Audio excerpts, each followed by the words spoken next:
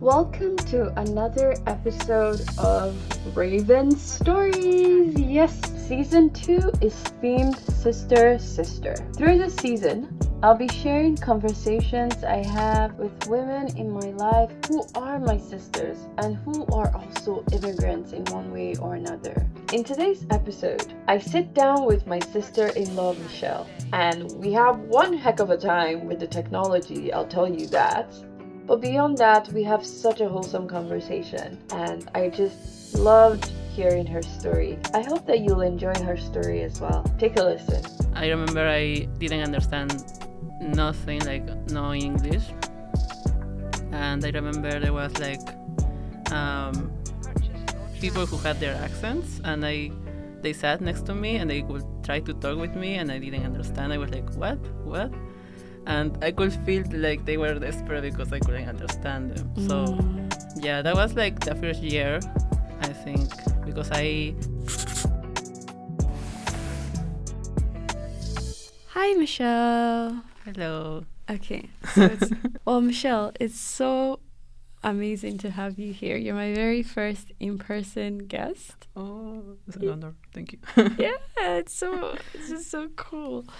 Okay, so Michele, as my sister-in-law, I've never actually heard your immigration story.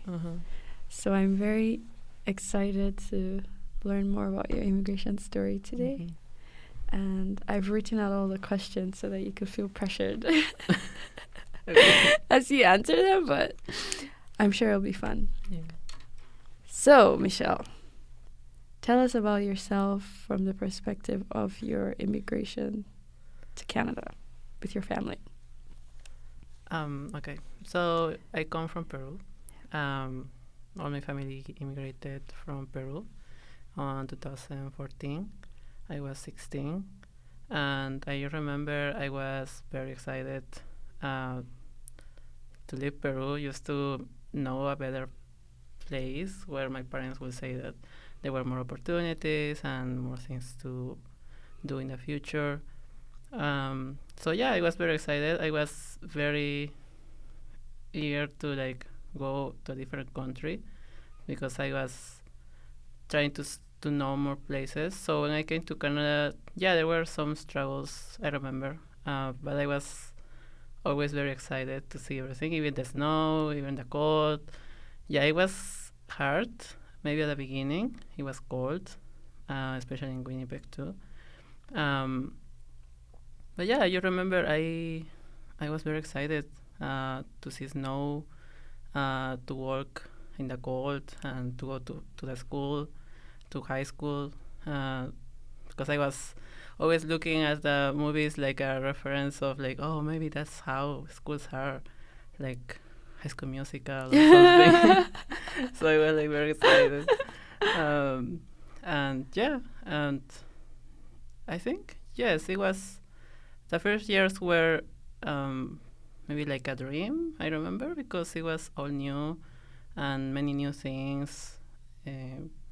But then, yeah, when you start to like go to university and you start to go to other places, trying to know people and the new language and everything, that's like when you actually feel what it takes to maybe go and live in a different country with different things, different ways of thinking and stuff like that. So yeah, I think that's basically what I feel is how I felt when I just came to Canada, in the main picture way, but if you want details, I can also say. Yeah. Yeah. Yeah, we'll get into the details. So do you feel that the high school perception that you saw like in High School Musical, was that what it was like in your high school? In some ways, yes, because like even just going inside the school and you will see the gym and you will see like the varsity names of the people that play basketball, and also the events they will do like Spirit Week or something that they will do like for every grade, every class. Also the classes and how we had to change from one class to another class instead of us staying in a class and the teachers coming to the class, it was the opposite way. So that was also very exciting. I was like, oh yeah, I can like actually stand up and go to other classes. I love that. Yeah. But then wait, doesn't that mean that you need to find like a new seat in each class? Or Yeah. So yeah, the first day I remember it was that, like, because my brother and I, we went to school in November, so already people were already started school. Yeah. So there were already groups, and there were like people who had their seats. Yeah. So when we came in, I remember I just was trying to look where I sat. I had to sit, and I sat in a table that already had people with their group. So I remember it was, they were looking at me like, what are you doing in this table?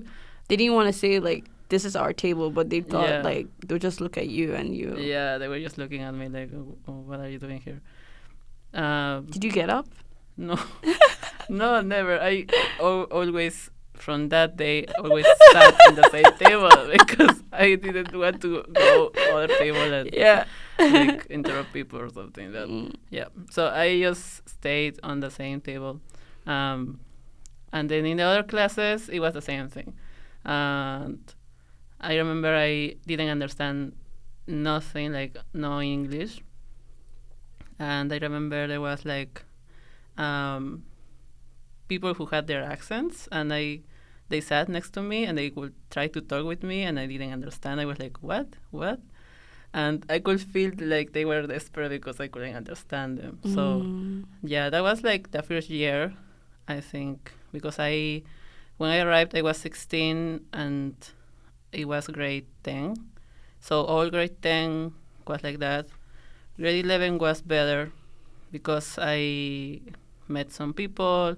I made a friend from Nigeria, and she was very patient with me because also I didn't speak English, but she was very patient, very kind to allow me to practice English, even though she didn't understand me, maybe. But I remember that helped me a lot to open my ears and try to leave the fear of are they going to understand me or not, because she was very kind. And also I met other people from Mexico and from other places.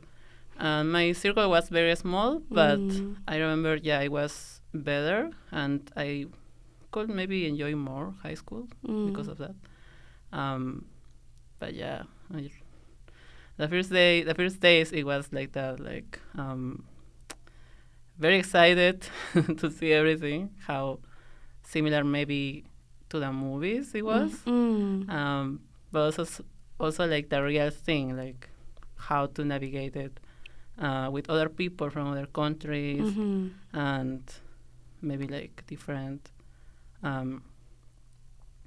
courses, like classes, like English classes or maths or stuff like that. That also we were able to choose our classes. Yeah. We didn't had to like, if we didn't want to take like algebra, we didn't need to take algebra. That is so cool.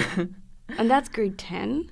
Yeah, I think grade 10 you had to, but grade 11 you didn't need. You could choose.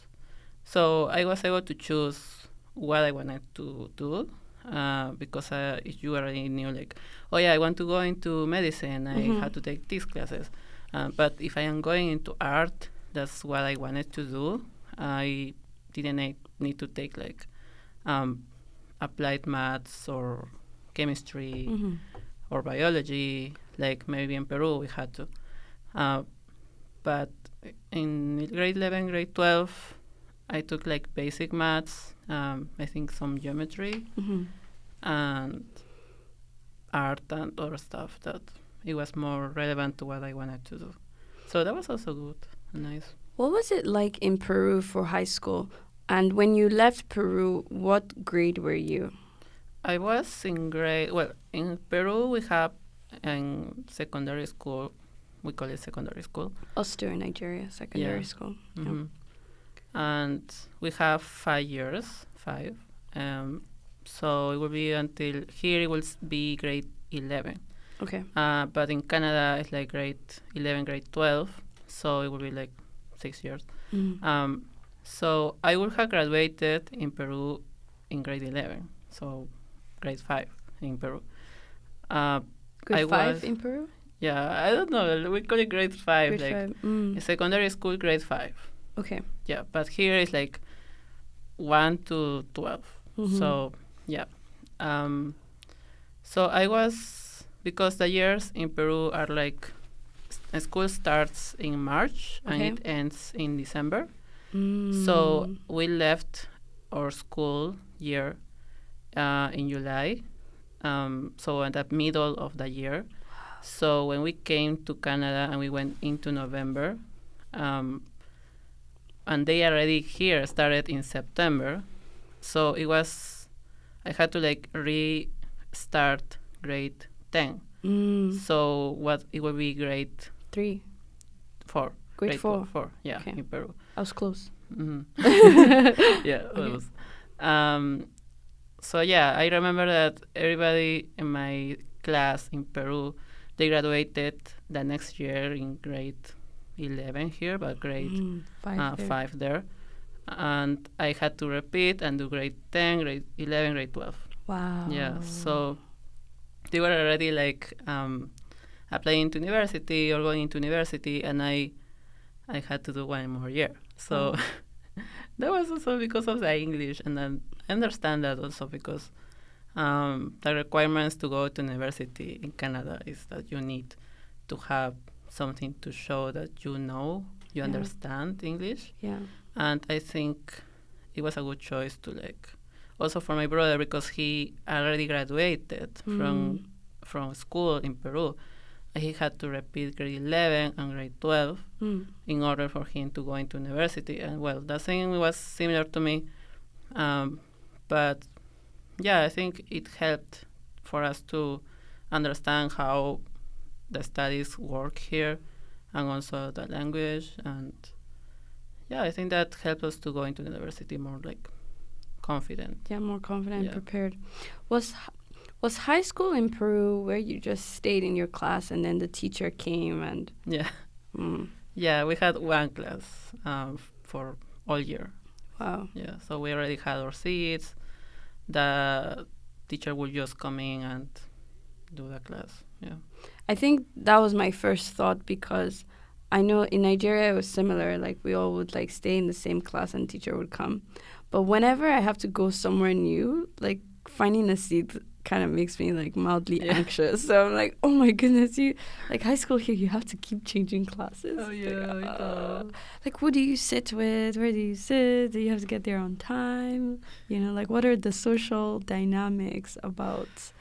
Yeah, I know. Yeah, the unspoken rules is. I know. Yeah, there are rules, but when comes, it's excited, and Yeah. you're like, you don't even think about the rules. You just try to survive Yeah. and go into whatever you feel is right. Mm. But then you see around, you're like, oh, maybe I'm doing something wrong. Yeah. Maybe I shouldn't be sitting here. Yeah, yeah. Yeah. And I think that's where I get curious about, you know, when you came and you guys were still learning English.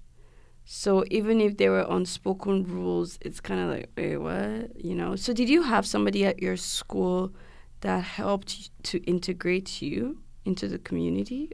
Or what was it like when you started classes, you know, and your teachers were aware that, okay, this student has proficiency in all of these courses in their language, but they need to learn it in English. What was that like?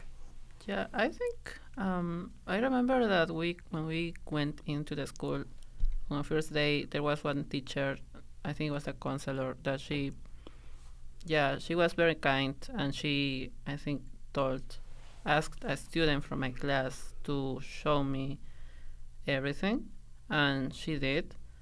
But yeah, it was good that she did that so that I at least know, but I don't really remember what she showed me or what she said. I was maybe excited or something that I don't remember what she showed me, but I just remember that that teacher was kind and she called someone to tell me, to show me something of the school. And after that, I didn't speak with her again because I didn't speak English. Mm-hmm. And then, yeah, I think that teachers knew that, well, in my case, that I didn't speak English, but maybe they were also more flexible because of that, because also I don't remember much, but I just remember I wasn't good at math, and I remember she was very patient, and because I didn't understand what she was doing.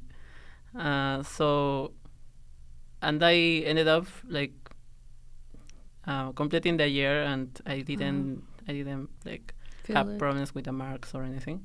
So maybe it was because she was also very kind and flexible, and she knew, yeah, she isn't understanding well, but I will try to see if she's doing at least the problem, the practice right, and maybe she focused more on that than me like speaking or something else. So yeah, maybe there were people that they were aware of that, and they were maybe accommodating some things for me. Yeah. How did you make friends? I know you've mentioned the Nigerian and the Mexican communities, but how did you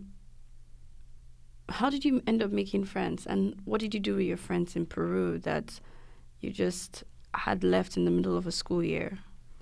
I think my friends from Peru, well, I still have some friends from my class from Peru, and because we had, well, I've tried to continuously, like, even if 5 months have passed, like, trying to say, how are you, or something like that.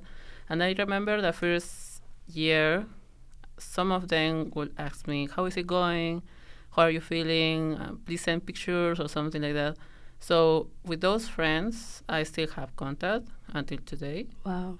But honestly, when you immigrate to a new country, you lose contact with many people.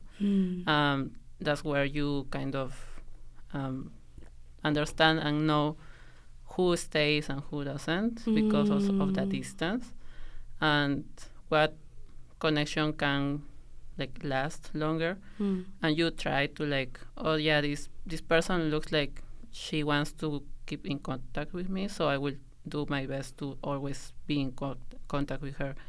So that's what I did with my friends that I have until now. That's on the side of friends from Peru. And friends here, I think it was hard, yeah, because I am shy. So I didn't speak the language and I couldn't speak. So I had to kind of come out of my shell more than I was used to. I was blessed with that friend I told you about from Nigeria, because she was the opposite of me. She was very outspoken, very like confident, and I don't know. I think she just saw me and she was like, I want to be friends with her, because she was always there. She was always trying to, even if I was just there standing, she would come to me, oh, how are you, or something. And that's also how I met some people from Nigeria as well.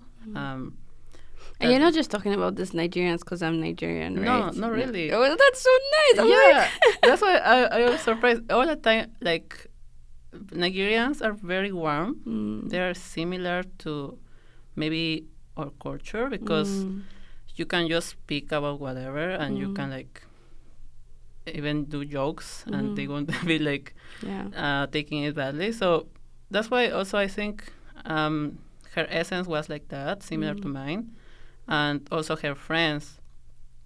I remember there was another girl from Nigeria, and she was new to Canada, and I became friends with her for the second year, and it was good too. So yeah, I think in grade 11 it was like that. In grade 12 I stayed in contact only with that friend that I had first, and with another friend from Mexico. Are you still in contact with these friends now? With the friend from Nigeria, yes. Oh wow, is that the one in Switzerland? Yeah, she's. Oh nice. Yeah. Wow, so you guys have known each other since way back then. Yeah, we're still in contact. Well, we don't speak often, but I think we always have that love for each other, because we are always like trying to respond to her stories or what's happening.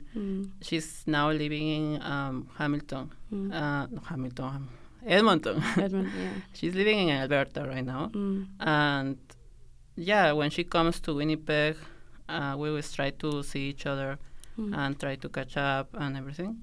So yeah, I still have contact with her, and I think that's the only contact I have from the school. And yes, so yeah, it was hard. It was hard to make friends, but yeah. Were you involved in activities like music or? Yeah. Yeah, you were. Tell me about them. Yeah, we were with my brother. We were in concert band, and yes, we were involved in that. Did that help for friendship, or that help more for learning about the culture?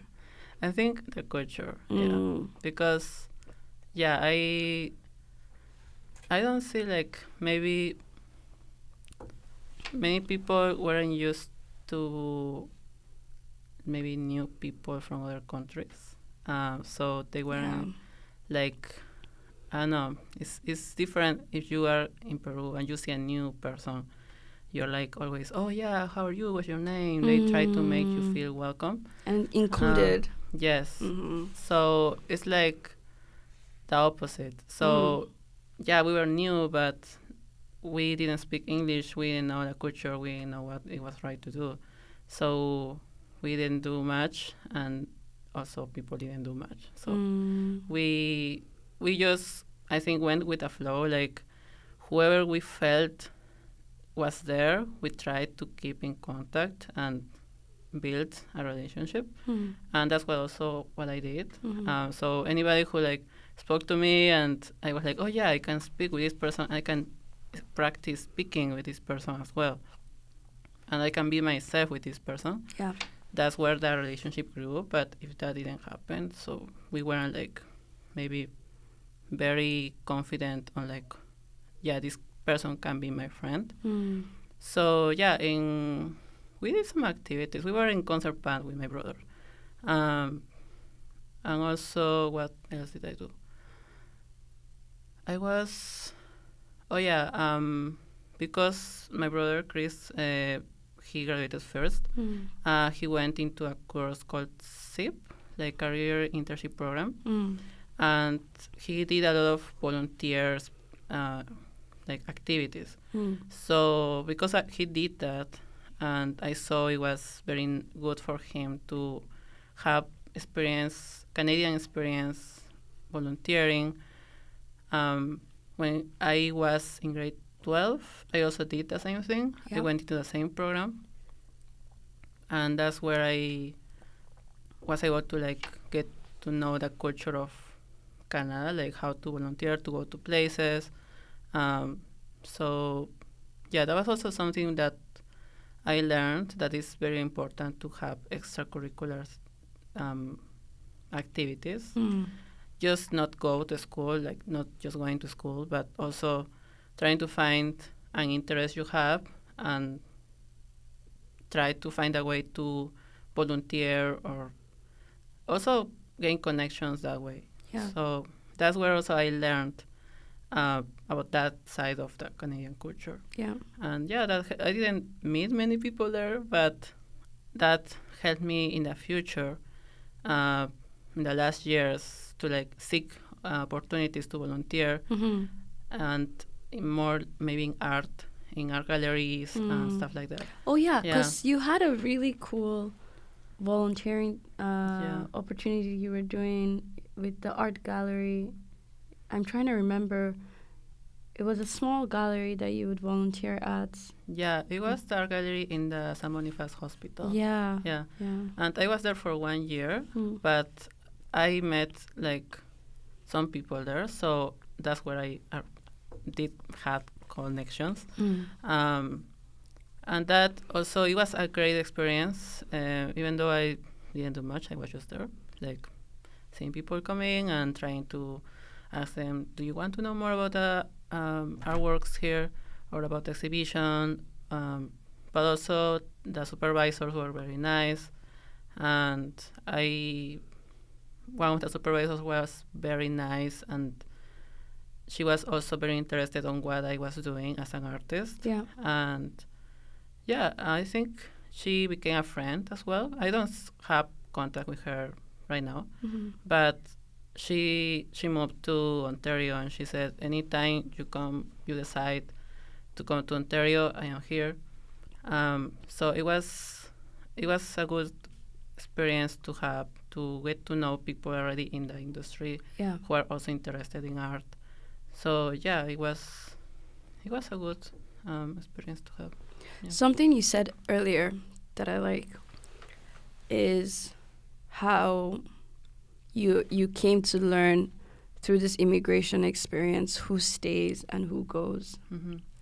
I feel like that's a big and steep learning curve for all of life, really, because maybe immigration forces people to just really grapple with that immediately.